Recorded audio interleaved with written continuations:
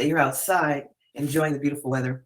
I know it's going to be 86 degrees here, if not already climbing there, here in Los Angeles, California, Long Beach, actually. So it's going to be definitely a warm day for a lot of people across the states. And I'm glad that we are here buzzing with a very specific type of energy, which is the energy of gain. We're gaining knowledge, we're gaining friendships, we're gaining awareness and understanding, understanding. We're here to gain, and this also translates as to this energy field that produces money. We gain. So anytime you are feeling good, anytime you are acknowledging you're in a space where it feels good, then that electricity doesn't just generate energy from where it feels good. It generates energy from all the places it feels good in your life. Because the energy field is just tapping over everything. It's not necessarily going over only to this one thing. It's energy. It's like the energy outside in our atmosphere. It's not only specific to running into the ground or running into an apartment or into a house. It's just out there. The atmosphere is out there. The electricity is out there. And how it gets separated or compartmentalized is through human effort. So we as humans start to compartmentalize energy and think it only can be used and defined in this container at which it came. But the reality is that the container that energy comes into is full, is broad. And then we are, as individuals, able to channel that energy very specifically to a particular idea. But when we're in a good space, all those ideas that we have, all those good thinking thoughts, those creative ideas, those creative maneuverings, they also get bathed in this energy. And so all of a sudden you'll start feeling yourself, you start seeing yourself pop up with a wonderful manifestations. Like, whoa, how did that happen? How did I get to be in a space to meet this person? Or, etc. Hold on just one second.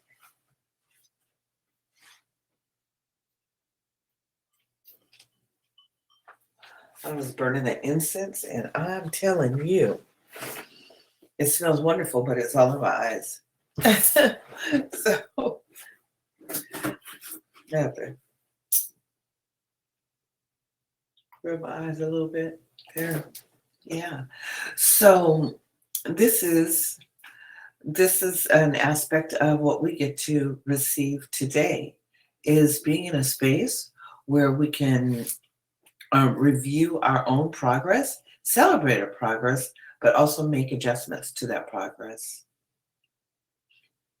In the fourth day in the book, which is fourth week, there's something very specific that happens in here. And when you first read it, when you first read this at this area of the book, the illustration is a woman in the bed and she's got her eyes covered.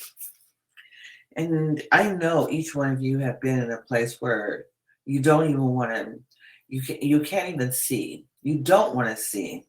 And so you physically will literally lay down and cover your face like this, like, oh my God, what am I going to do?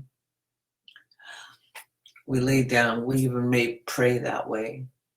We're covering our face. And a lot of it is because we don't want to see any more of what we have manifested. Whether we are co-creators or we are the instigator of that manifestation. So it doesn't make it easy when we now have to um, tread backwards and make corrections in our life, especially if we were treading in a way that we say, I'm right, I'm honoring my feelings, I'm taking care of myself. But in the process, we still are missing the mark at taking care of ourselves because we're holding a lot of information in our bodies physically and not having the proper place to release or even the proper tools to release, it can become a very a very daunting task to think about the problems. And so we go into this place where we will um, neutralize, but it's not neutral really. But we think we're neutralizing the issue. We're just not going to give it any more attention. We're just not going to think about that anymore. I'm sure each of us have had that. I know for myself, I've had that where I say, okay, I'm not going to think about that anymore. Well, in doing that, we don't allow the body to fully process out what the emotion is happening in the body. It's emotion, it's inward, it's internal. And so we don't get to process the motion. So the motion stays caught up in our body, the actual physical motion. Because energy, as I said prior, is literally just blanketing out like the ocean. And we are supposed to literally channel it to where we need it.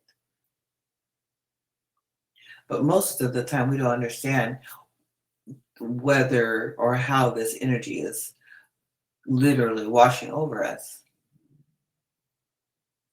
And so, just as good energy can wash over us, or this electrifying energy, and we've got great thoughts, great ideas, so therefore it funnels. But then again, if we're not in that space, we're going to funnel in some negative stuff and negative feelings, negative experiences. Until we get to the place where we do not want to acknowledge what's in front of our eyes. And and the truth of it is what's in front of your eyes is you by looking in that mirror, because and everyone in front of you is a reflection of you. So if they're acting up, then that's a reflection of your energy. It's how it's bouncing off of you to now reflect back to you who you are. In case in point, I'll never forget this. I was in church with my 4 children, and I'm telling you, they would not stop moving. It was they had crayons, and I made sure they had everything. I mean, they were just going at it just like this, down. I had one child sitting next to me, and then the three this way, and trying to reach for this crayon, and this one's trying to reach for the paper, and this one's paper's falling on the ground, and the dad is sitting on the end pew, and I'm thinking, okay, how come he does not help? I'm just about to go crazy and yell at all these people, these little people in this church. They probably gonna jump up and be like, "What's wrong with Miss Shayla?" And so I decided to take a time out because I thought, oh gosh, I don't know what's going on here. So I just said to the dad, okay, watch them so I can go to the restroom. So I got up, I go to the restroom. I come back and I see 4 little heads sitting there, not moving, not in any dialogue. One is still coloring. The other one has got her paper. Somebody else is drawing. The oldest one is taking notes. And I said, oh, so good. Now I can go in there. I can sit down and listen. And I started walking up the aisle. And as I got halfway to them, I was about 10 rows up. I'm now approaching about 5 rows up. All of a sudden, I start seeing this. It's like, wait a minute, what's going on? And then her paper's jumping on the floor, and this one is like over here trying to get the crayon and talking and do like this.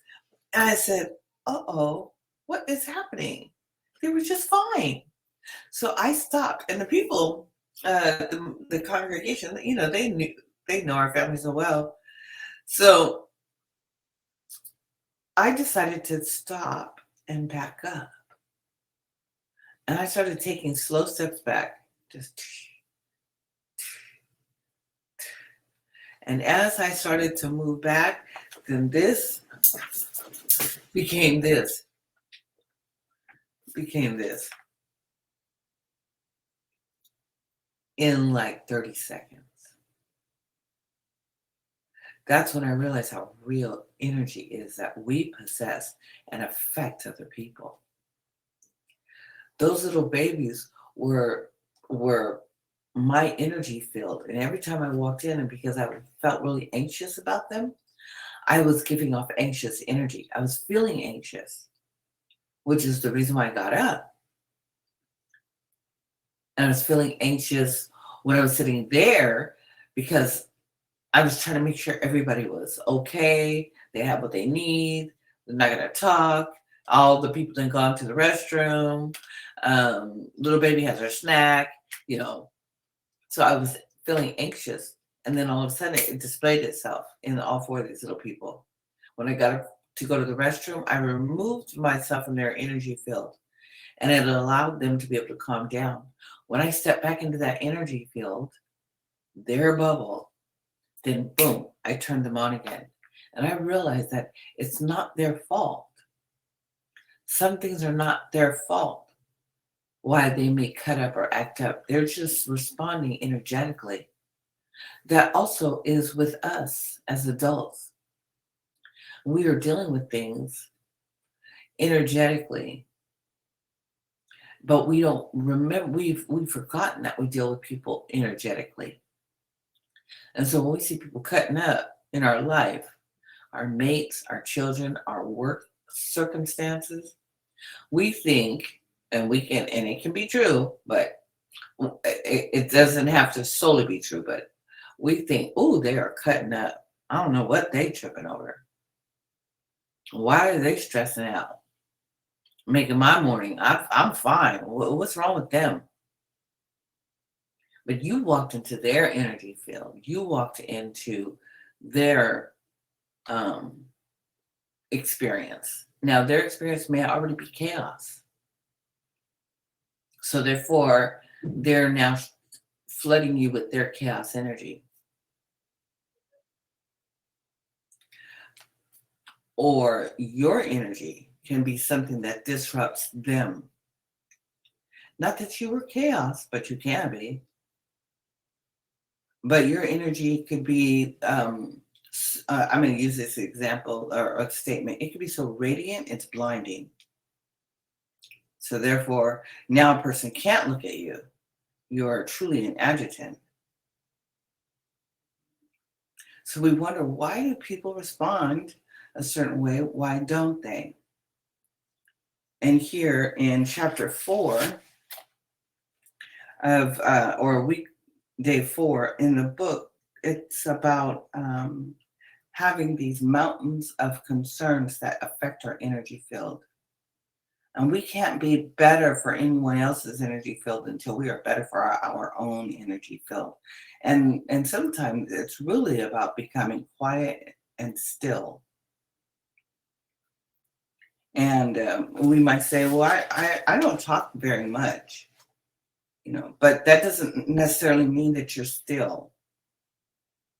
You can be quiet and have your whole spirit churned up inside, angry, frustrated, sad, miserable, feel unappreciated, feel devalued, everything, feel worthless, and still be very quiet. And when you approach into someone else's energy field, they can feel it, even if they don't know what it is. And it causes this imbalance in relationships. So learning how to clear the energy field is definitely an asset for any of us. I am also very intrigued when I look at the different groups of women, ethnic groups of women. And we see certain women will become very charged. Certain ethnic groups will become very, very charged. I noticed that the European Caucasian woman, she gets charged um, when she feels threatened by a man, a black man, she gets really charged. Therefore, it sets off the energy field in that black man who becomes extremely defensive. Also, um, the Caucasian European woman will feel charged in a way of wanting to make sure that you know that she's in the privileged class. So therefore, there's this superiority energy, and a lot of times that comes in if the person is working in retail, we'll find it, and they're in the higher echelon aspects of retail sales. It happens also in the educational field. When that European Caucasian woman wants to show you that she's more educationally, um, um, she has a complex superiority complex over you. That's how I'm going to use it. I had to find the right words. Um, ethnic women, ethnic women of color. So we're just going to go to Latin. Latin, their energy is very large, but it's familial. It is with family. It's very passionate for family. So therefore, you're going to find less strife and frustration amongst groups of families, unless they are, let's just say, I don't want to use the word gang, but if there's affiliations. But their energy field is so, the volume of it's so vast because they really pull in their energy for their families, which is why we see a lot of the Latin and Mexican communities thrive when it comes to their monetary gain, because they don't mind being on the corner, and they will help each other be on the corner to sell or to make tamales or to drive the buggy down the street with the chips. So that's how it is with the Latin. Also, the Samoan, the Islander families, their energy field is very familial. In the African American experience of woman, our energy field is very, very defensive, and also will denote defeat in a lot of different areas. And so, therefore, our energy field doesn't always open up to show that we're familial. Familial or a family unit of agreeable energy is also trustworthy. So, in our communities, we have difficulty trusting. We may not have had a mother that we could trust, or two parents that we could trust. If we didn't have a mother and a father, and we had a step parent, then we couldn't trust that one of the parents would be fair. So you see how that starts off at a young age. We couldn't trust that our mother loved us individually, or our father loved us individually. We couldn't trust that our sibling wouldn't hurt us. We couldn't trust telling somebody a truth for fear of getting in trouble for some behavior that wasn't our fault, or we didn't provoke it. So these are energies that, as African women, we carry. African American women, we carry this. So it's very difficult in this the scheme of healing the woman body, the indigenous body, the woman of color's body, healing her mind, and also healing your spirit. There's a lot of things that have to go into breaking down the defense to protect. And a lot of that is because there's not been someone to protect, to keep African American women safe, women of color safe. And so fortunately, sometimes we'll be in a family where the mothers are really a stronghold in that family, the mothers and the sisters. So then the women grew up a lot closer.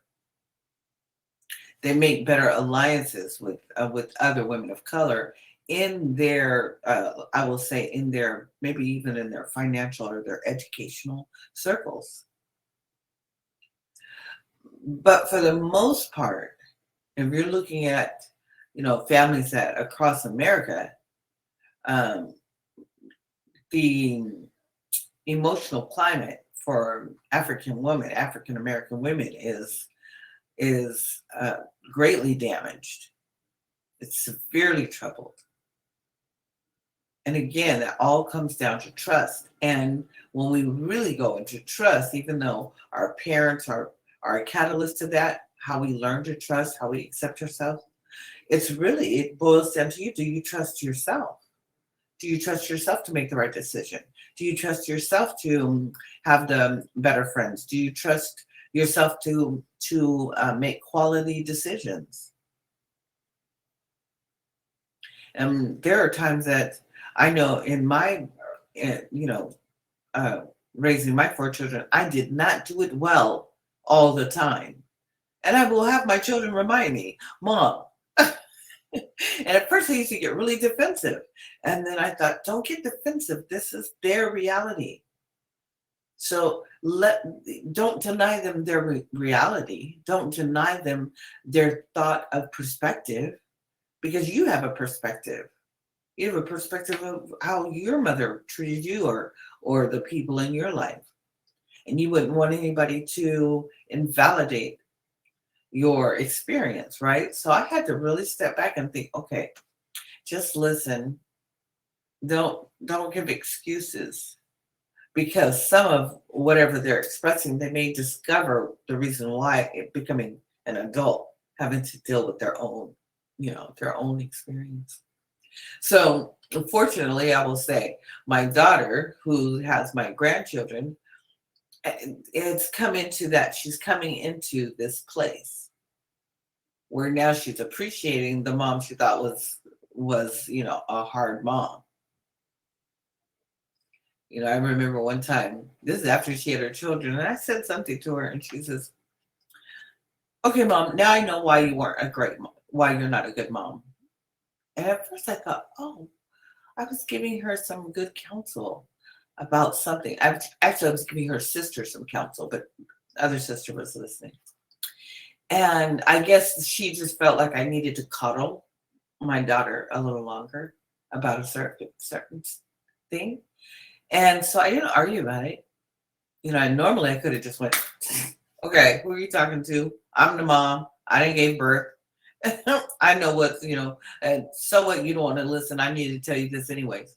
But that particular day, I just decided not to fight and argue that point, whatever she thought she was expressing. So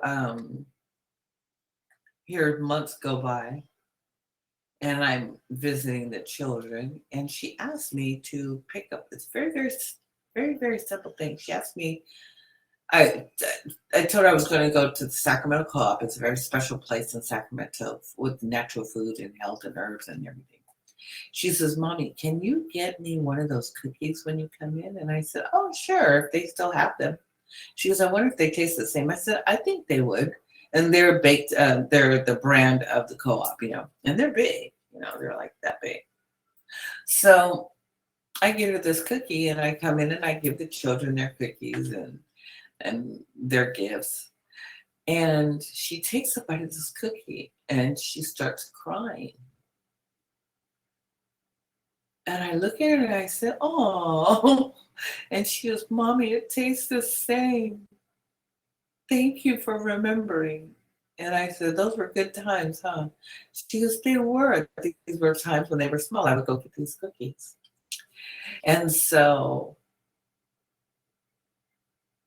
I looked at her and she says, You're a good mom. I said, yes, I'm a good mom. I said, I'm not a perfect mom, but I'm good.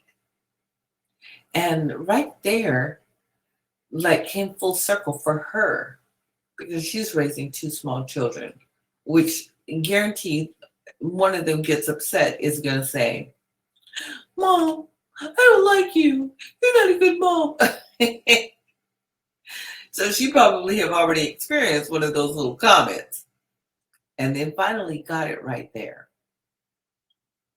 So again, we have to, as indigenous women, women of color, recognize that it might be a limitation that we have in not thinking that our energy field is up to par, that it needs to be cleaned up.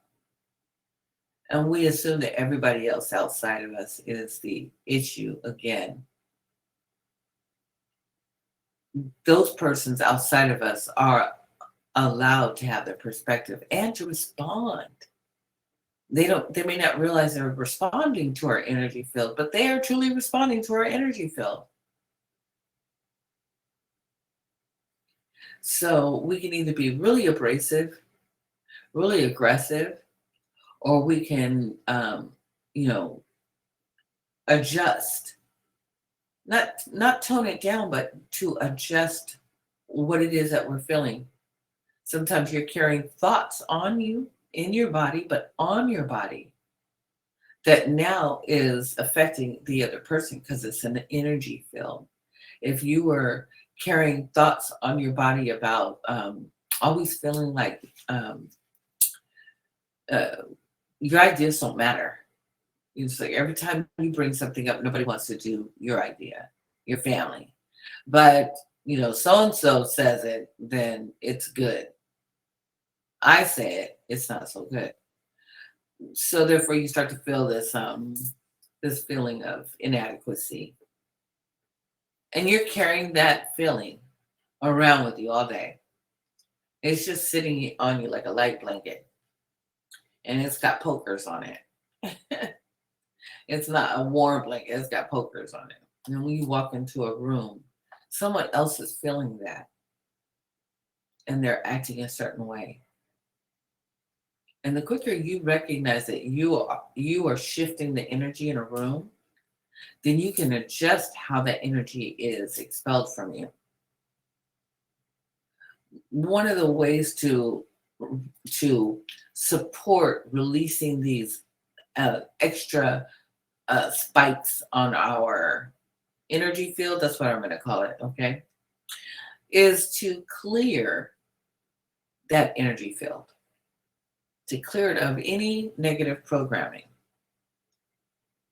And you may not know what that negative programming is because it's in your higher self. It's a memory unfolded, but it's there because it was put there because of something that happened. Your subconscious kept it. So either before going to bed, I believe that's one of the best times, so that your body can become clear of any sort of negative thoughts or expressions on it. You can get a good night's rest. My suggestion is to do a clearing, is to allow yourself to acknowledge what feelings you had during the day, even if those feelings during the day had something to do with 5 years ago, because it's a memory that popped up. You're driving, and all of a sudden, you're in a zone, right? And you are definitely see where you're going, but all of a sudden, a memory will flash in, and you're like, "Where did that come from? Why did that just happen? I'm not listening to any radio. What's going on?" So, and granted, all of these memories are capturing different aspects of it, like prisms. And so, in that memory, you could have been outside, and it could have been a certain tree that was in that experience. And so you're driving down the street, and then all of a sudden you see a magnolia tree. I'm using that as an example, and it's in your peripheral. And all of a sudden, you pass it, and as you pass it, a quick thought comes in. But it was some event that occurred, and you were standing outside, and around the way somewhere, peripherally, there was the magnolia tree. That's the way the brain works. And that's what drives the stuff back up to the front. So clearing that so you don't have negative spikes on you will allow you to be able to have a better experience the following day, but also will keep all that negativity at bay. Not as in suppressing it, but truly letting it go. When I hear different therapists speak on and consultants, coaches, and they speak on, you just have you have to take deep breaths, you got to meditate, and you have to learn how to let it go. And I think, oh, wow, we know it's not that simple. But you have to remember there are groups of people that practice that sort of energy expression. And so, mind over matter, the mind can really, truly make that person believe that they're letting it go until something else happens a year from then. And they're like, I thought I got over that. I thought I was done with that. And the reality is that you weren't done with it. It was just still hanging there. It's still there. And we have to learn how to truly process the feeling of letting go, because we wonder, what is that? If I let it go, am I going to be feeling something? Or am I just going to, just accept that this is never going to go anywhere? And so let it go, as in just don't bring it up anymore. And I'm just not going to give any more attention to it. That really doesn't work. Because even if you don't give attention to it now, there will be something that comes up that you have to give attention to it, because it's an aspect of whatever originally happened. So we have to allow ourselves to process that energy out of us. Healing isn't easy. Healing hurts, even on a physical level. When someone, my brother, he had a stroke, a major stroke. He was in the hospital for 82 days. Oh, no, it's wonderful. Yeah, and he told me in the midst of his recovery, and he couldn't open his eyes, and he was hallucinating, but like he could come forward just a little bit, and he would say, "Man, Shayla, healing hurts." I go, that's when I pop up like, oh, he just spoke, because it was hard for him to talk. And so I would say, what you're? He goes, healing hurts. It really hurts. It sucks. I said, oh, okay. Do you feel tired? I'd ask him, do you need to go to sleep? He goes, yeah, I'm going back to bed.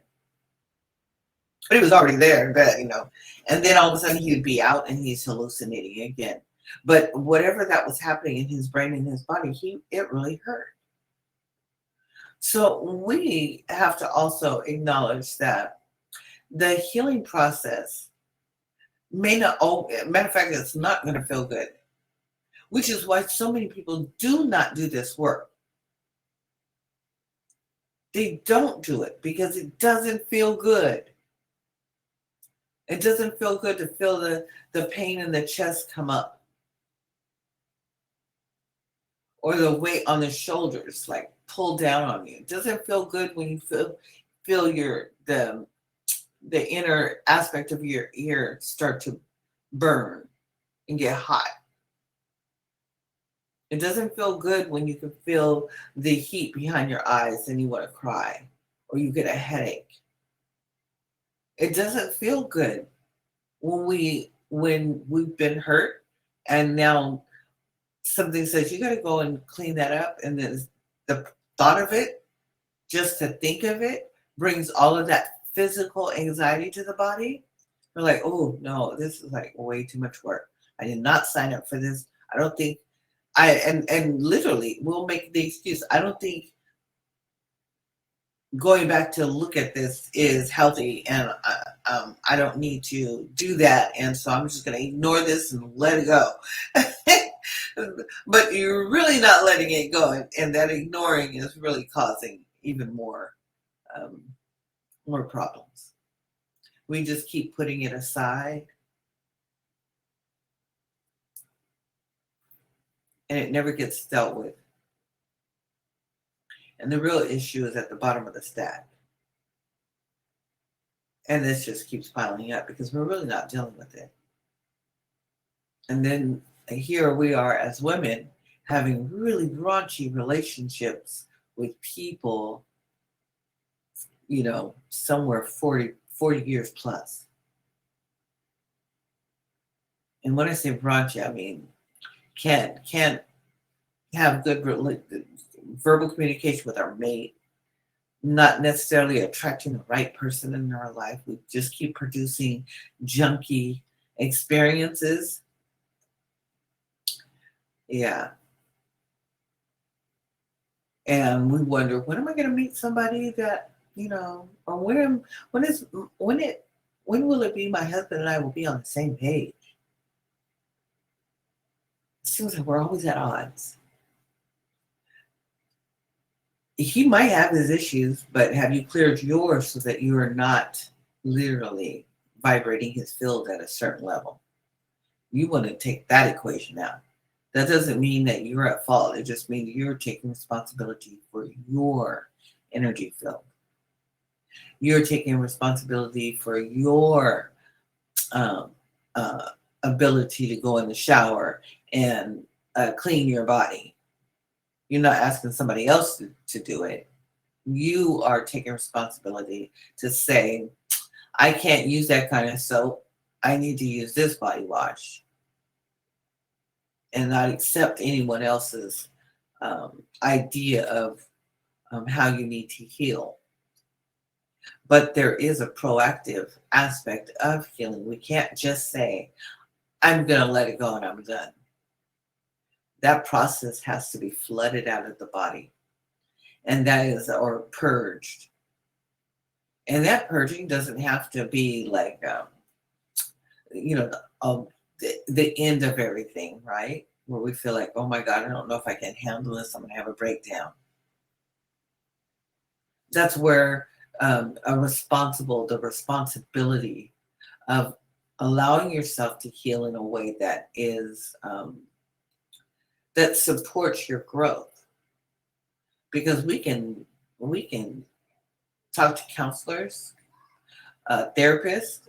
We have a lot of talk therapists, right? Talk therapy. And there's still millions and millions of people that are still not well. So talk therapy is not necessarily the answer. But verbal expression therapy is. And that's what I call it. Verbal expression therapy. You may need to verbally get that thing out of you. Express it out, right? Like espresso coffee, express that out. So that you're not having to absorb those thoughts into your bones, into your muscles, into your nervous system, into your hair, into your skin, everything.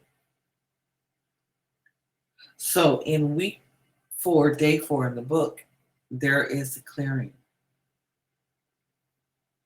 And again, it takes work. It takes a lot of discipline to do that clearing.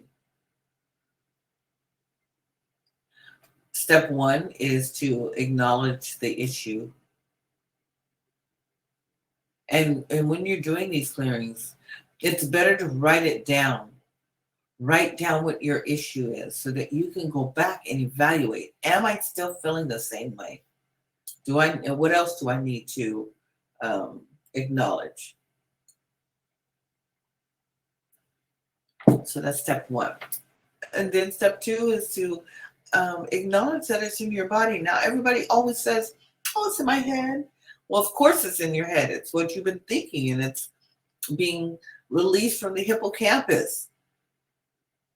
That's like the little dung beetle at the back of the neck. That's where subconscious energy and subconscious information is stored. So when a person says, "Yeah, I feel it in my head," I already know. So we're going to now go beyond the head. But if a person says, "I feel foggy behind my eyes, my ears ring, I feel a lot of stress on my chest, on my shoulders, in my back. I feel anxious in my tummy. My hands feel weak." That's when you begin to acknowledge that whenever you think this thought, those issues in step one,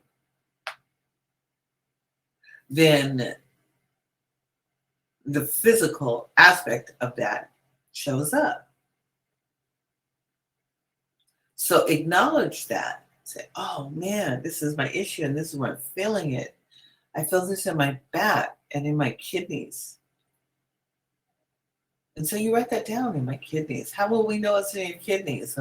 Let's just say you're not drinking enough water, and so your kidneys ache. So you're holding information in your kidneys.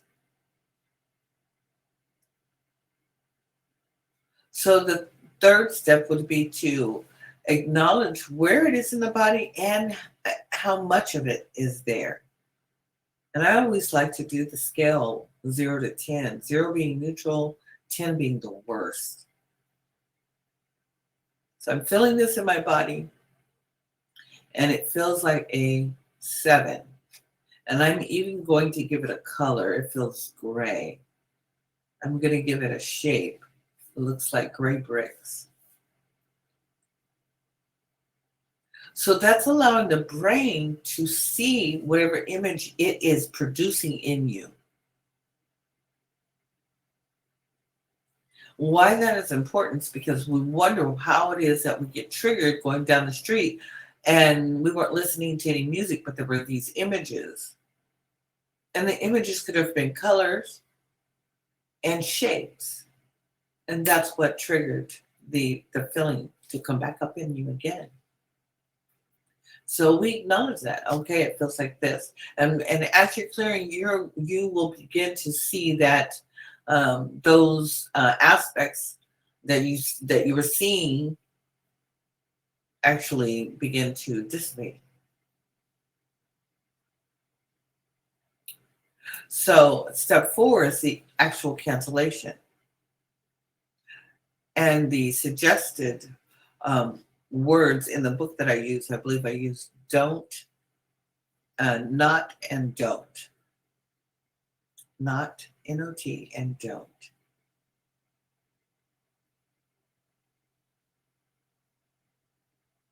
So if you're feeling frustrated about something, and that was your issue, I'm frustrated about my work situation, my work environment. Very simple, and it just might give you anxiety.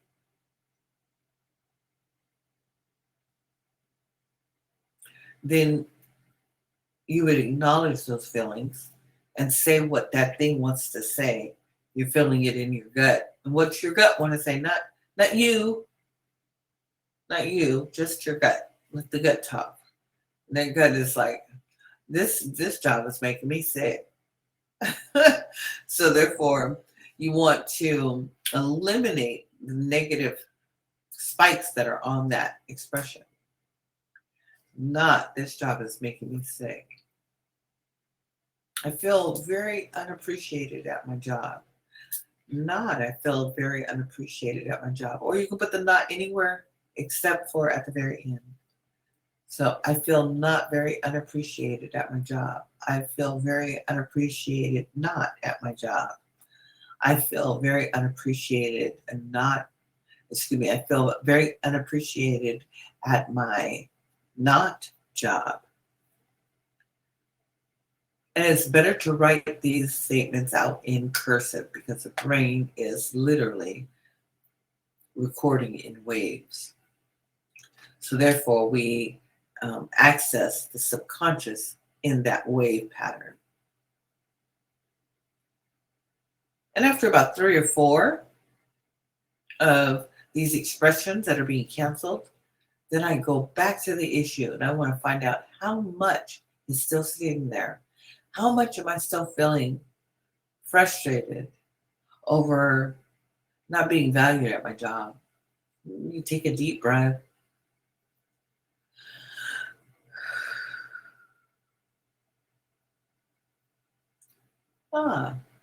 It might be at a 3.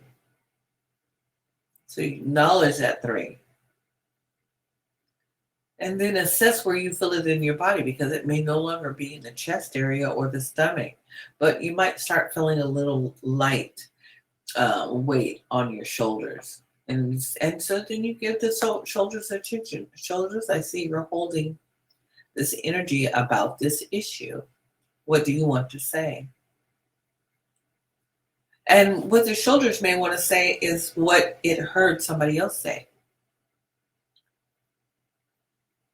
Somebody else might say, she is just really, she is not an asset to our company at all. And you may have overheard that.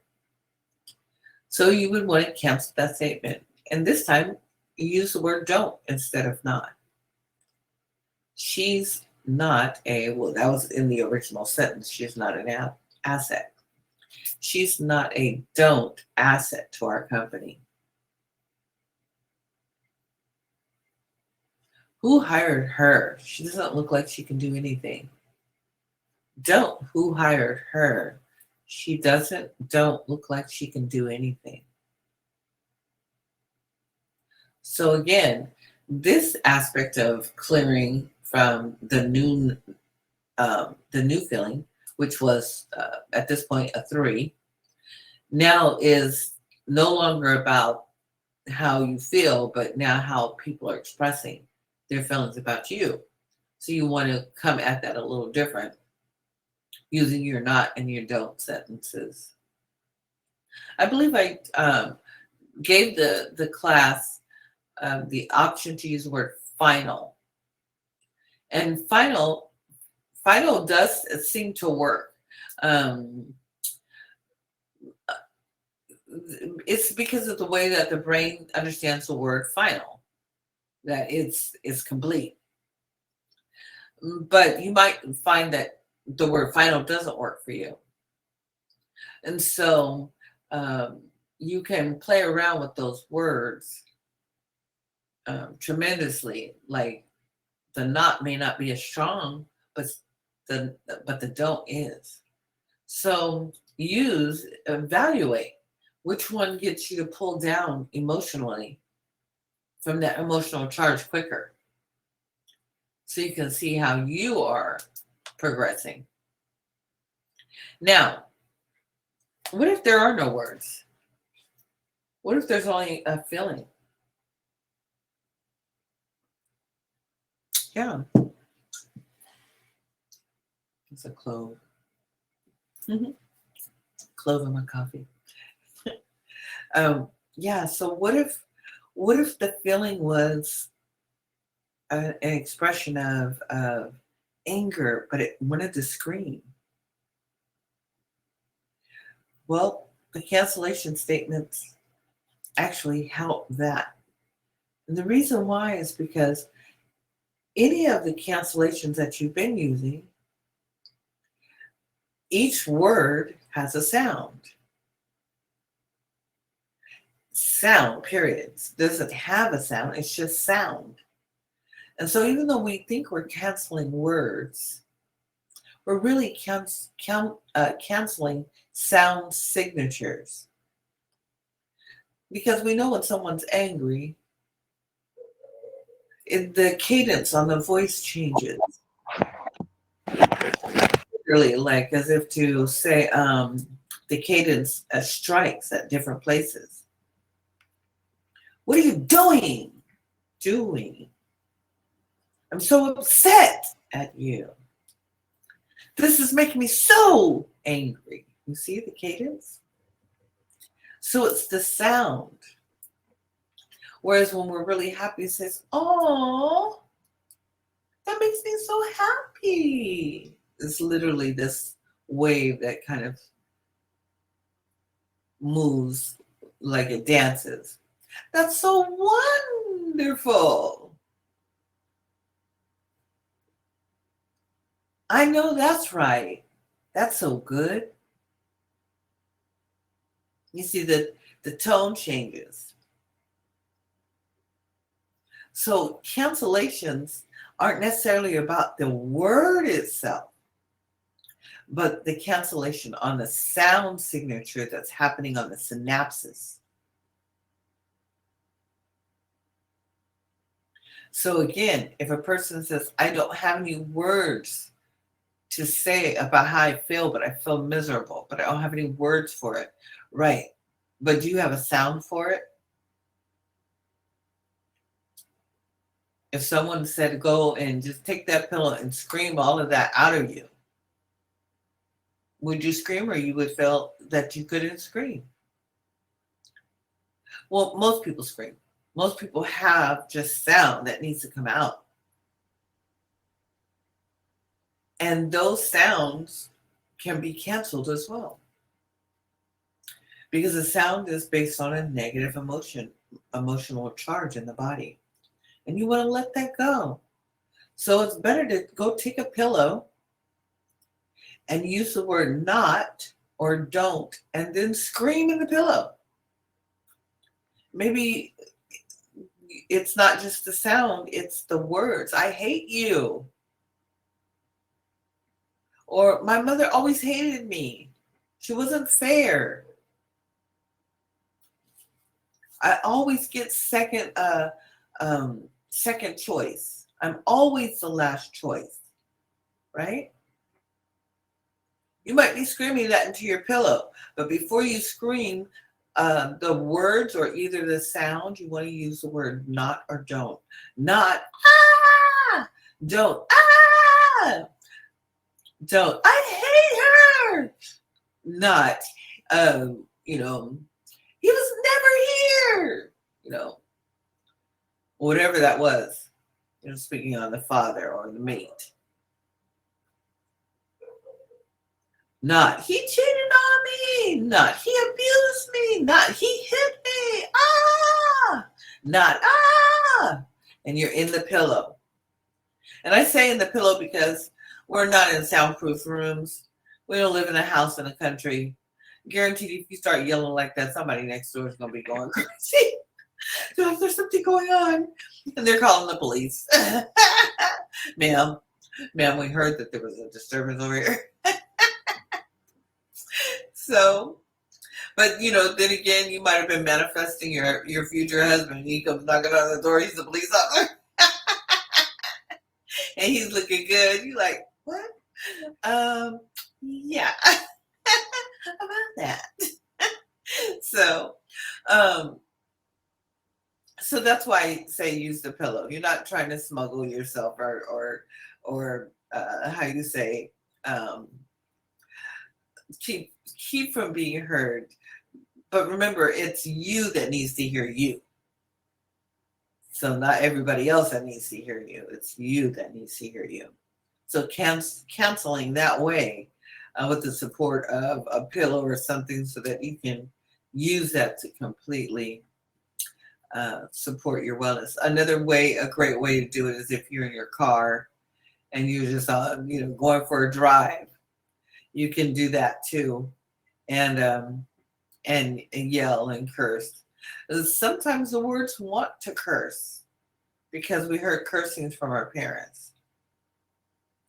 You know, um, unfortunately, a lot of us may have heard a mother say, "She's not going to amount to shit," and those are the words that are used.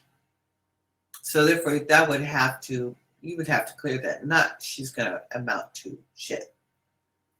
She's going to amount to not shit. She's not going to not amount to shit.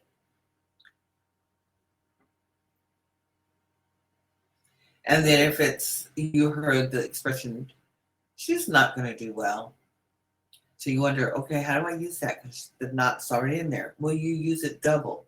You use the second one to cancel out the first one. She's not going to do well. Or you can say, don't, she's not going to do well. She's not going to, she's not, don't going to do well. So if the word not is in there, you would still use the added not or the added don't to invalidate the last expression. And then you go back and you check in. So it might be 5 or 6 statements that you use and you check in. How much of this do I feel? The last time I did it, it was 3. So let me take a deep breath.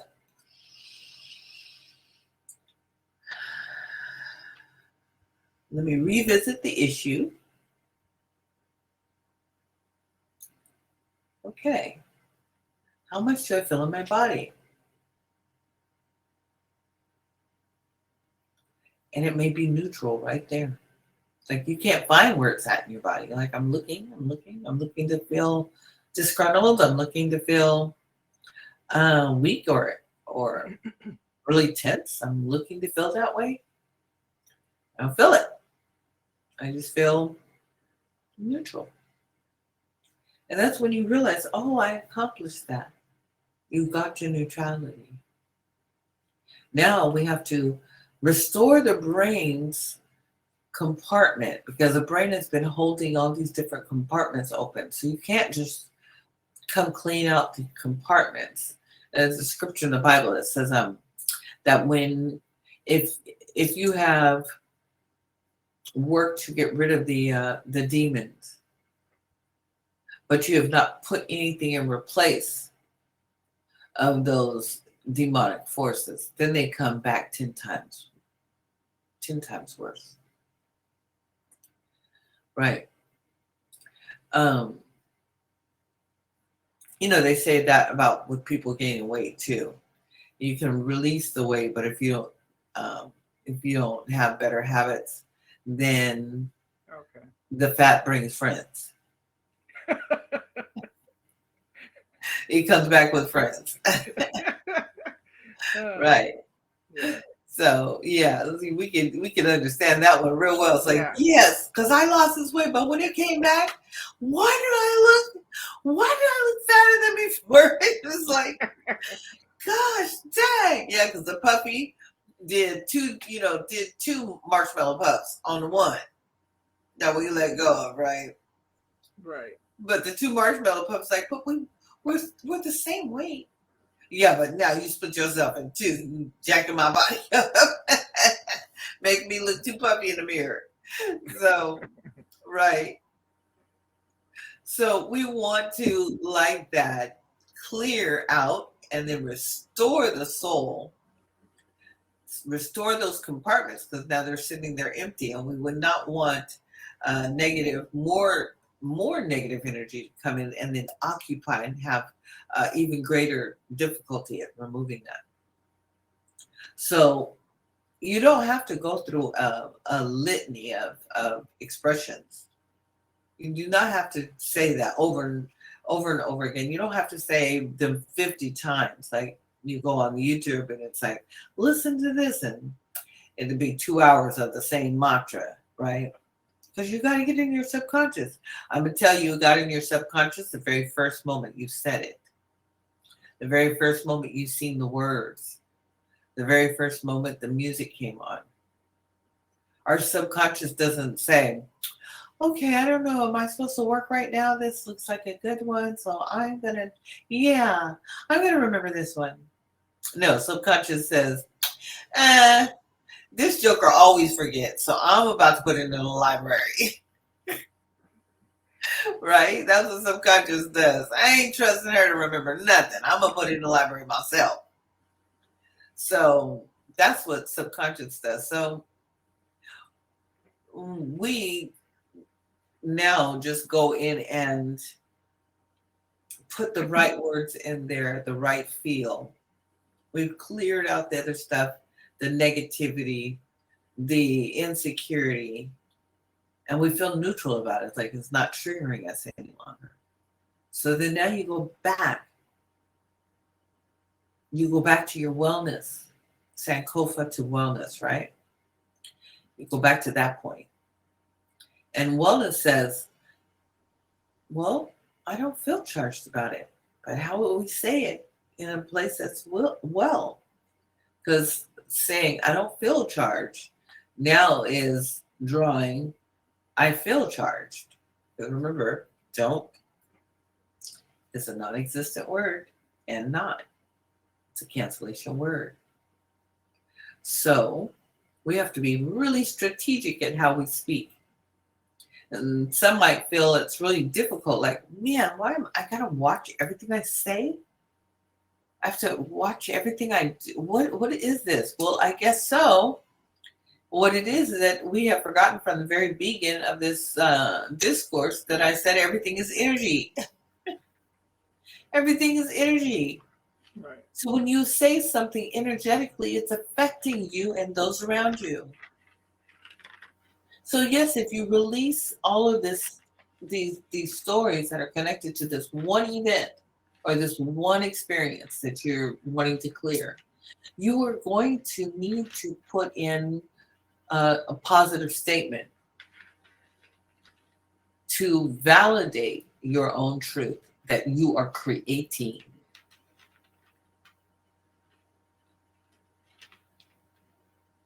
So if the thing you were creating or that you were clearing is that you felt um, no value at work, that you weren't um, valuable, people didn't feel that you are valuable at work. And now you clear all of that, right? And so you don't have no negative thing about it one way or the other, but you cleared it. That means that the room got cleaned, so the subconscious door was washed down and it's inviting. And so what are you going to either do? Invite all these negative returnees, or are you going to fill it with a positive statement? So that's what you would do. That's what you would do. Hold on, just one second. Oh, it's Lisa. It's yours. Oh, I thought I Mhm. was sorry. No, no, don't be sorry. So at that point, then we need to again restore the compartment, and the compartment says, "I'm valuable. People like my ideas.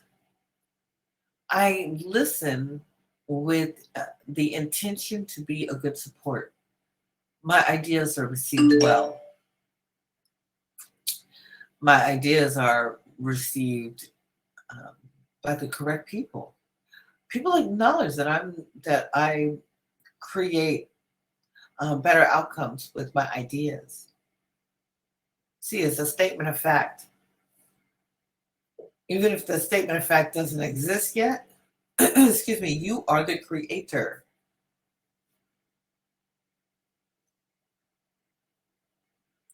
And the beautiful part is you're giving other people the opportunity to be co creators in the correct way.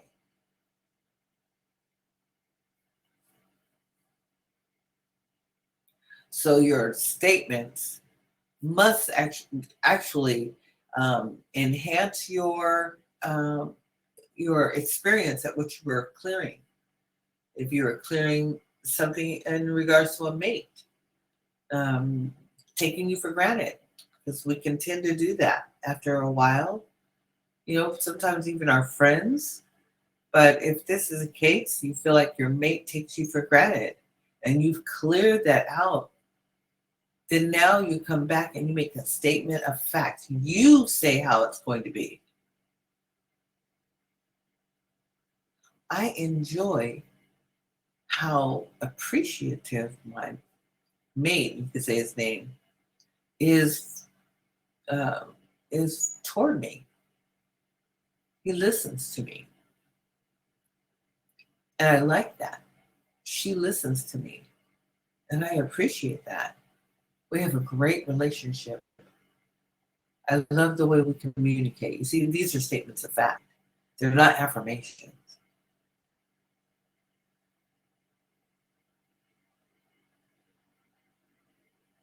So then after you've done that, then you can take a rest. You've written it. If you've written those statements during the day, right before you go to bed, you want to clear the statements out. You want to tell the subconscious, I really meant to let that go. The subconscious says, oh, okay, we're not coming back here anymore. So if you've written them out before bedtime, within the day, then that's how you do it. You just read them verbatim. You don't read, they're not going to have any emotion anymore. And if they do have any emotion attached to it, it'll get worked out right there. And you continue that. And then you shut your book and go to bed. In the morning, you check again. You check the original issue. My issue was feeling like I wasn't valued at work. Oh, I don't feel stressed over that any longer. It's just neutral. I feel good.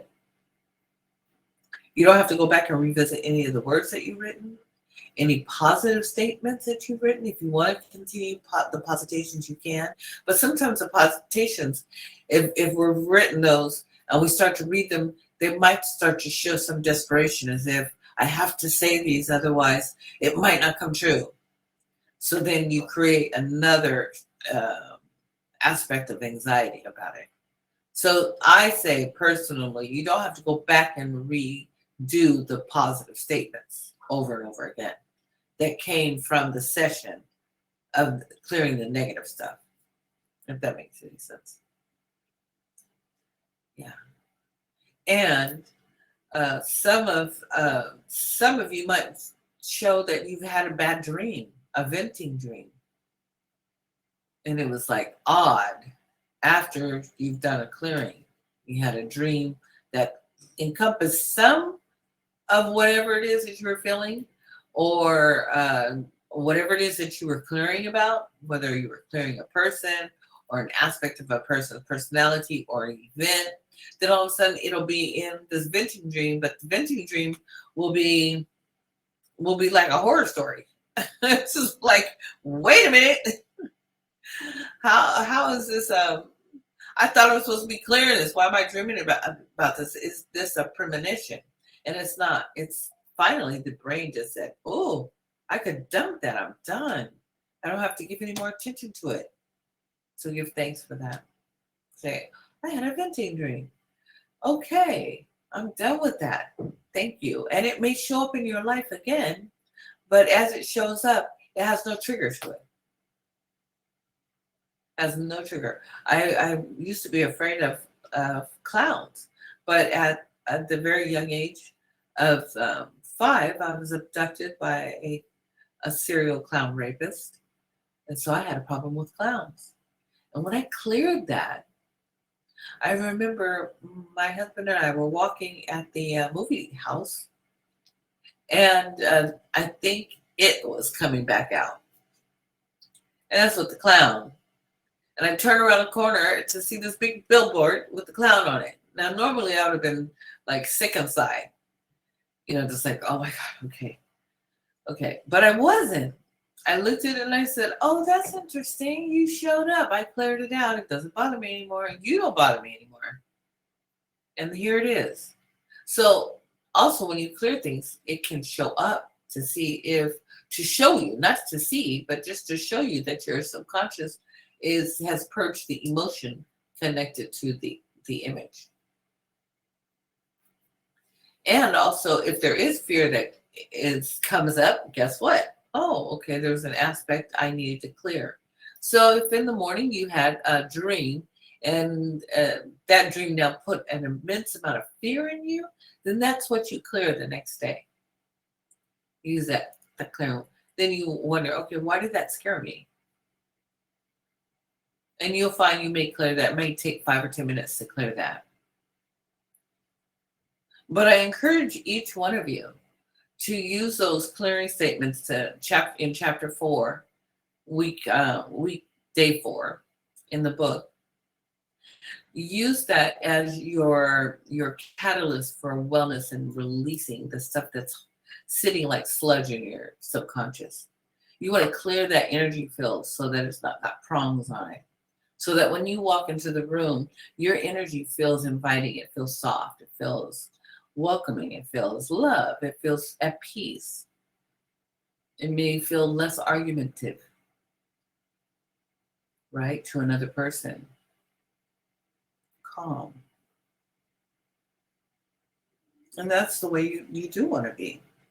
You can be exciting and still be very calm because your energy field is really truly walking in peace. It doesn't have prongs on it all over the place, trying to act like little weird spiders all over the place. So crawling into everybody's subconscious ears, poking on them, right? And likewise, you might be in a room, definitely, and somebody else comes in and they're carrying that. You can feel it, right? So you want to get to the place where you are grounded enough and cleared out that you're not allowing their prongs and pokers to affect you. You can feel it, but it might be just kind of soft, like, oh, okay, this person, but it's not touching you in a place where it's causing sensitivity and stress to your body, to your mind, to your spirit. And it allows you to be so present. Oh, yes, yes, yes. It allows you to be so present that that you can even back up, and that you're okay to back up. Oh, you say grounded equals does it say Teflon? Teflon? Yeah, yeah, yeah, yeah. Uh-huh. Just had one last night, right? Clearing a venting dream. Yeah. Uh-huh. They happen primarily after you've done a clearing. When you've written it out. Yeah. So did you do a clearing yesterday? You wrote one out, yeah. And then you'll have the venting dream. That's actually good. That's good. And then if after you wake up and you run past the feeling scared or anxious over it, and then you go back and you're thinking of the dream and it's not bothering you, then there's nothing in there that needs to be clear. But if in that dream you're now worried about something in there, then there was something in there that's not necessarily about the dream, but in your subconscious that you're still needing to clear, but not about the original issue. It's a new issue or an issue that's attached. Because remember, or please recall that I'm saying that all of this is sound related and it's being recorded and then recreated in a new synapses connection point. So what we're doing is we're telling the brain that information on that synapses is invalid. And I'm replacing that. But now it's not necessarily needing to replace it, it's just literally shutting that off. And now you're creating a new synapses um, connection. It's not defunct. It's not damaged in any way. And that's why it's important to do the depositations right afterwards. And it's very important to read your statements before you go to bed. Because that subconscious mind, that subconscious field pulls down and is no longer in protection mode. So therefore you can now confirm by just reading the statements, reading the cancellations, and then going to read the positations right behind each other. And you're doing that, you're confirming to the body, mind, and spirit that you are in agreement with letting that go and closing that off. Think of it like a little spider. A little spider is the issues, and the issues keep now multiplying. So basically, the spider is now creating cobwebs to multiply, right? So we want to, hold on, let me see, says,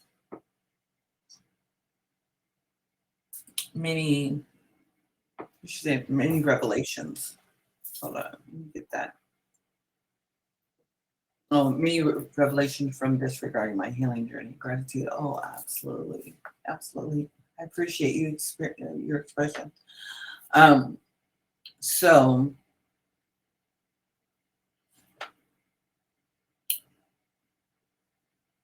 it's like that spider that's now creating webs and webs and webs and webs to get caught in, right? So when you are doing your clearing statements and then right before bedtime, the subconscious protective wall comes down, basically. You're going into that deep part of the subconscious to say, I chose to let this go. It's basically like coming around with a big old hammer and going from the back door to that spider. So it cannot recreate. You didn't hit it from the backside. So no more cobwebs in the corner. But if we forget to clear the night after we've done our clearing early in the day, we've written it down, we've forgotten to say our statements before we go to bed, and we're like, oh my God, I didn't clear that. I didn't fully clear it. You might wake up in the morning still feeling a little bit anxious about what you were clearing the day before. And if that's the case, just add on to your list of additional things you're feeling. And then by the evening or by your next nap, so you might take a nap in the day. So by your next nap, just go into your book, whatever, your grimoire, your journal, and read those statements and the new ones, and then your positations. And your positations, again, you can have 3, 4, 5. You don't got to have 50. You can simply say, I feel good. I'm in charge of my life. I know what I want, and I'm respected. And then go to sleep. And if you have a venting dream, that's okay. And if you don't have one, it's okay too. Sometimes you have them, sometimes you don't. So, but week 4, day 4, it's very, very crucial. It is the reason for this whole program. It is the reason. Like being present is important so that you understand what it is you need to clear in chapter 4. Having gratitude allows you to know what you need to clear in chapter 4. Asking the universe for an answer allows you to know what you need to clear in chapter 4. Right? So all of that's leading up to chapter 4, weekday 4. And that should be something we should do at least once a week. I would do it every day if I could. There was a point though I actually got so tired of doing it because I was doing it all the time and I felt like, when is that? When am I going to make it? When is this going to be done? There's always something. When is it going to be done? Well, you remember you've collected a whole lot of memory. So when is it going to be done? Well, we just want the stuff that's keeping us from manifesting what we desire to achieve to be eliminated so that we can get to the nitty gritty about the healing, right? So if our issues are about money, we want to clear that out so that we can get to some other issues, but other issues may be cleared because we cleared something about money. Yeah. So doing this at the minimum of once a week is good for your soul. I wouldn't do it any less than that. Once every month or something like that. I really would. I would feel like I'm being, overwhelmed with having to clear a bunch of stuff. Because in a month's time, there's a whole lot of stuff that happens with people. So once a week If you can do it every day before you go to bed, it's like taking a shower. That's how I see it. Like, oh, I'm going to get in the bathtub and I'm detoxing. I'm going to take a shower before, I get in the bed. Let that be your shower. Let that be your soul shower, your spirit shower, your emotional and mental shower. And release that so that you can sleep well too, because those thoughts also are again connected to other people, and that means that their energy field is literally vibrating on you while you're asleep. That's not an idea or a make believe uh, uh, make believe experience. That's real. That's electrical. That is real, and that has been tested. So we need to take advantage and take control of our space and take advantage of wellness, because no one else is going to give it to you. No one else is going to give it to you. You have to give it to yourself. Your doctors out there can't give it to you because all they want to do is prescribe, prescribe, prescribe. You can heal your body, you can heal your ailments, you can heal disease, you can heal disharmony by this one tool, by paying attention to your soul self, your spirit self, and your mental self. So I want to thank you for joining today, as I recommend to you to make sure you do weekday 4 in your Clearly Magical book. And for those that will be listening to this broadcast, if you have yet to join one of our community programs, I'd love for you to do that. I love for you to do it. Let me use it properly. I want to say it properly. I would love for you to join. We have 2 programs. One is the Clearly Magical program, and that allows you to be able to use the curriculum in the Clearly Magical book so that you can clear negative triggers from your life and you can manifest into your honeypot your desired wishes. You may also decide, I want to be part of this growing movement and really accentuate my life with magical experiences. And so, therefore, you would be with me for a year, and that's our Royal Bee experience, our Royal Bee Sunday. No, not Sunday, Sugah Bee experience. And that one includes everything that you would get in the Clearly Magical. However, what's unique to that program is that you get to be with me live when I do my lives. I shouldn't say when I do, as I do my live. So we're working on my schedule so that so I'm regular in my lives. Okay, that's what I need to clear. So, yeah. So the lives also will be working out of the Moon book, which is by Keiko. I love that. We'll design our life by the Moon cycle. There's another book for the moon cycle that we'll be working on. I'm really excited. Also, we'll be doing some activities in root working. So I'm really excited about that. Right? So really understanding the power of the yellow root, which is AKA golden seal. And golden seal is a big deal root in the swamp, in the bayou. This is how our people healed disease of all sorts through yellow root. And also root magic. That's really a big deal. Also, we'll be learning tarot, basic tarot. We'll also be doing our vision boards. Our vision boards are theme related. So we'll be doing one on money, one of our home life, one on our health, etc. So this is throughout the whole year. Also, open to everybody. We'll be doing a series of conferences and retreats.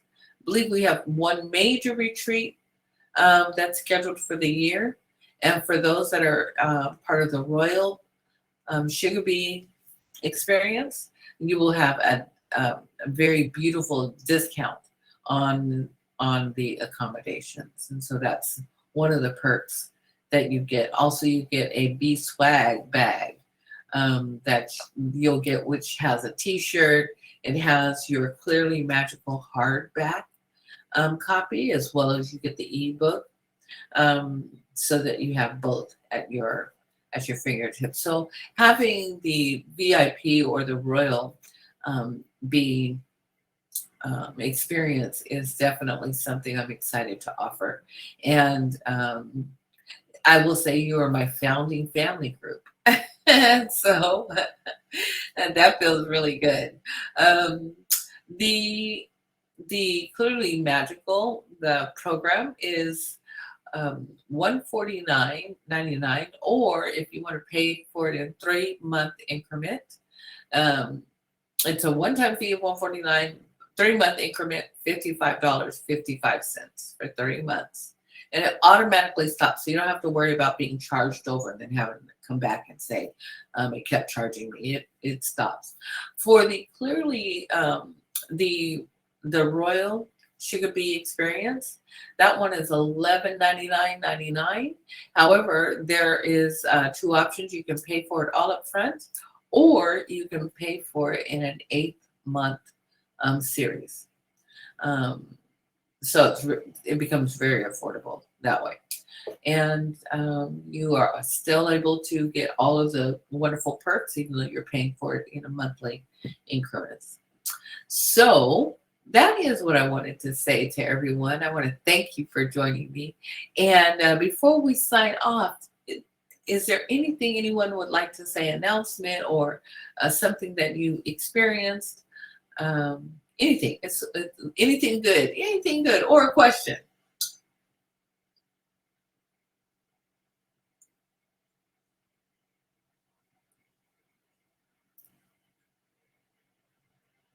I was just encouraged and inspired to continue to clear because I had full transparency. I had let life kind of take over and I got away from it. And my grimoire is just about full. And I was thinking I need to go and pick up another one and get another pen because my pen's dried out and my grimoire is pretty much full. But when you were talking about how we carry, I guess, memories in our bodies, and when you were speaking, I kind of closed my eyes a little bit and I could feel my shoulders, and in particular, my left shoulder. And it's been bothering me pretty much really for the last, since from summer all the way to a little bit to today. And then I felt in the chest area, I felt a little bit of heaviness, like a plank of wood was sitting. And I said, oh, I have got, and then different things started to come to my memory of, oh yeah, I need to clear that, and I need to clear that, and I need to clear that.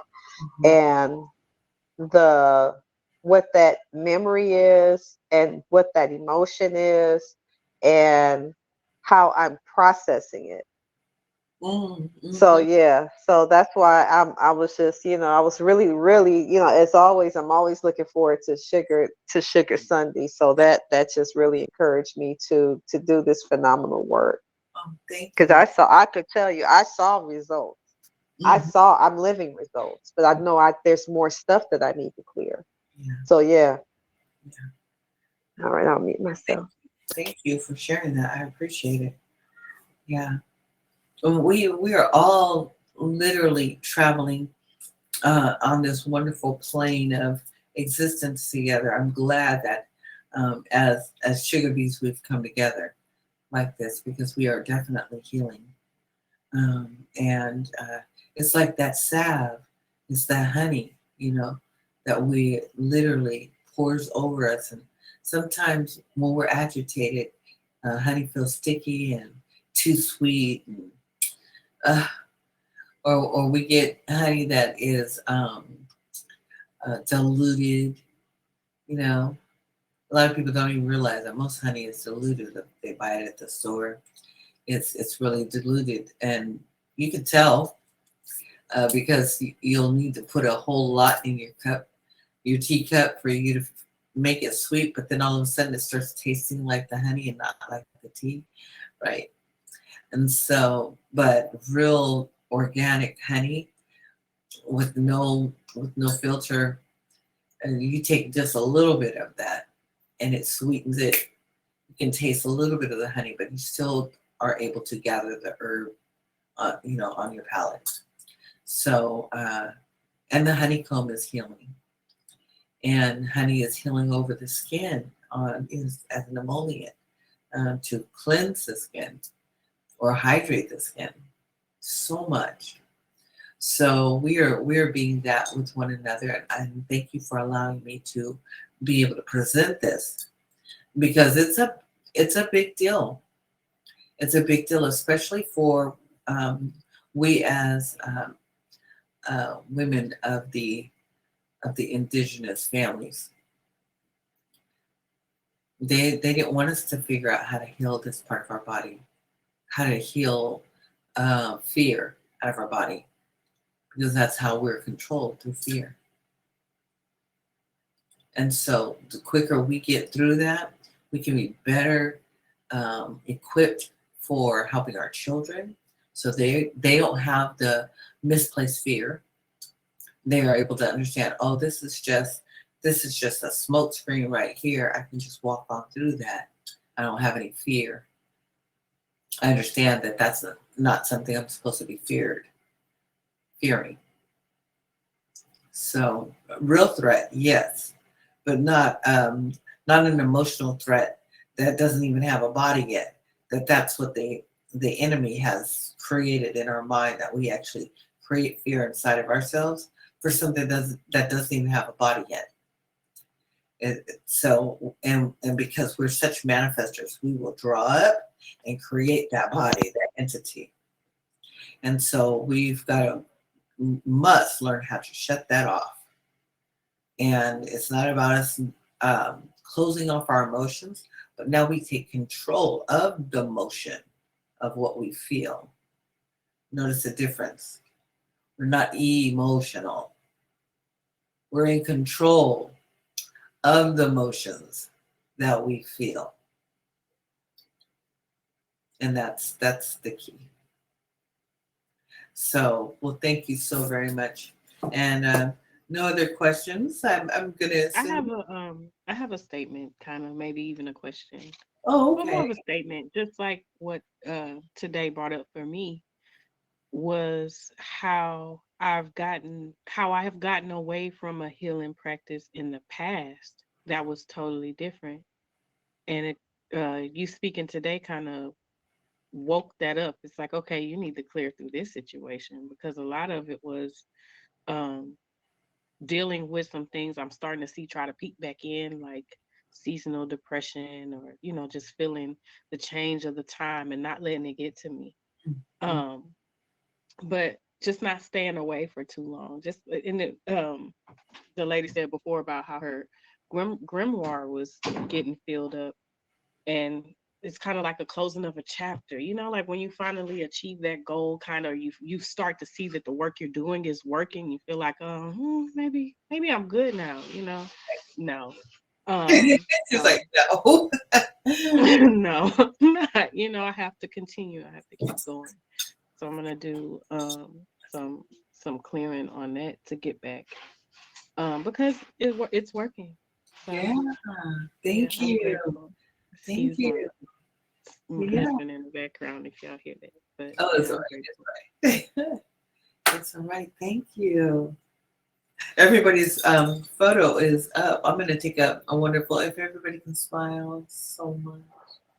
Thank you. Right? One, two, and three. Oh, that is awesome. I love it. Thank you. Yeah, Misha's like, look, let me put it in the light. I got you, sis. Listen, because otherwise you got pantry in the back. Right, right. She's like, Yeah. that's all right. It's home. Yeah. I thank you ladies for sharing that, because it's funny, as you were saying, that life is happening in the background, and one of the things that came up for me was going back to week 3, what else should I be clearing? Because I didn't realize, and Safi, I'm glad you mentioned like the seasonal depression, not necessarily maybe a depression, but just the change in the energy, right? But sometimes it's not always for the better, and you're not quite sure why you're feeling how you're feeling. And then, Michelle, what you were saying, so you're feeling a certain way, and so now you're getting the mirror of how you're feeling, and it's literally hitting you in the face. But for me, as you were saying, I was like, but why do I feel that way? So when you are in tune, the answer comes immediately as you're talking. So, yes, when you think there are some things that have been cleared, there are some underlying things in that haven't been cleared, and it is with us. And so, to be transparent, for me, it's the my time part. So I'm really good at making sure that everything else is balanced. I'm really good at making sure everybody is where they need to be on time. I'm finding that since school started, my morning routine has been changed because, now I got to get up earlier because the kids got to get up earlier. And then my whole, every part of that middle part is gone. New job, it's gone. And so that coming into actually just what happened, I need to do something for myself, and I'm waiting for someone else to do it with me. And the promise of wanting to do it with me or going to do it with me and then not, and the disappointment. And so that the just the rolling down of the disappointment after disappointment, because you're not clearing those underlying, and it's something else at the bottom, which is, girl, just do it for you. Right. That's at the bottom of the, so Right. yeah, just want to share that every time it's always spot on. But thank you, ladies, for saying that, because life was happening. I was like, "Whoo, child! I'm glad I'm not the only one. Life keeps happening to." Right. It does. I'm the only difference between me and you is I've been doing it 7 years longer than you. Right. Okay. But that doesn't mean that, so Michelle's life is perfect. No, I got some jacked up stuff that that will pop up, and my honey will tell me, he's like, babe, what's going on? What, like, because when you're cool and things are like, just is synchronized. It says, I noticed, blah, blah, blah. And then all of a sudden, like a monkey wrench will jump in here. I'm trying to figure out what's going on with you. So I even had to think about, okay, this would be the time of my cycle. And that was something I had to take into consideration, because I had, after my fourth child, I had a partial hysterectomy. Well, I have my ovaries, but I don't have a uterus. Well, since I have my ovaries, guess what? I still have a cycle. I just don't have the blood letdown. And so I had to think about, is that the reason why I'm feeling like this? I forgot. That's right. I have an attitude for about a week before, right? I'm feeling sad about something. I'm feeling really insecure about it. Now, the things that I'm having the feelings are things that were buried deeply. So apparently when my cycle opens up, then they're able to rise. Well, so now I'm catching them and clearing them. And before I would just, try to cope, and then they submerge again because the hormones have gone down. This time I decided, okay, when the hormone opens up my uterus energy, I'm going to go in, and when that thing comes up, whatever that is, I'm going to go ahead and clear it. I want to clear that. And so that has been my saving grace. And I know that each one of you in my life is the reason why my clearing something is the reason why, how I keep getting beautiful women into my life, and genuine. And I'm telling you, and those that don't fit that, something happened and they fall away. It's okay. Yep, right. Yeah. But but the ones that are just solid, they just like stick on me like this beautiful honey we are, I was just like, oh man, this is good. This is really good. So I didn't want to take too much time. I wanted to. We came in at 8:05 and we were to go to 9:20, and we've taken 24 minutes over that. But it's really been out of love, and it's because we didn't have each other last 2 weeks, so we had to come in here and show up and show out. So yeah. So I will definitely. Oh, there you go. Yeah. Trying to figure out where's my cursor.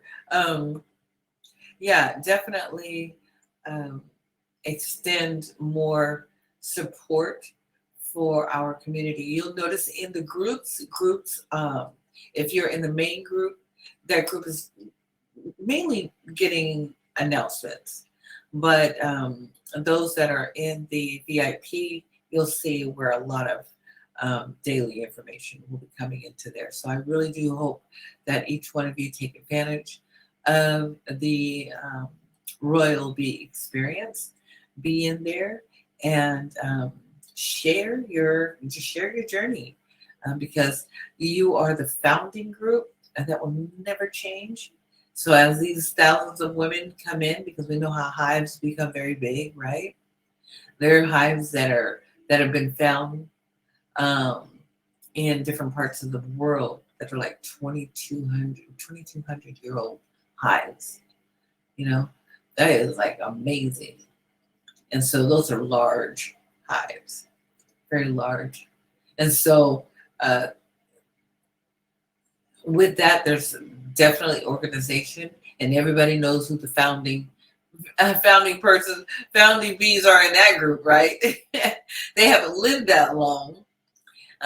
But the point is that they've created a wonderful environment for other bees to thrive. And that's what we are doing here. So as new beautiful women bees come in here, sugar bees come in here, we are creating the environment for thriving. And I want to make it so that as we develop, if there's someone that has business, that we learn how to network with each other, or point each other in the correct direction to be able to get the support that we need financially, emotionally, mentally, spiritually, personally. So thank you so very much. I love you all. I love you, I love you, I love you. I'm going to say right here, be wise, be amazing, and be loved.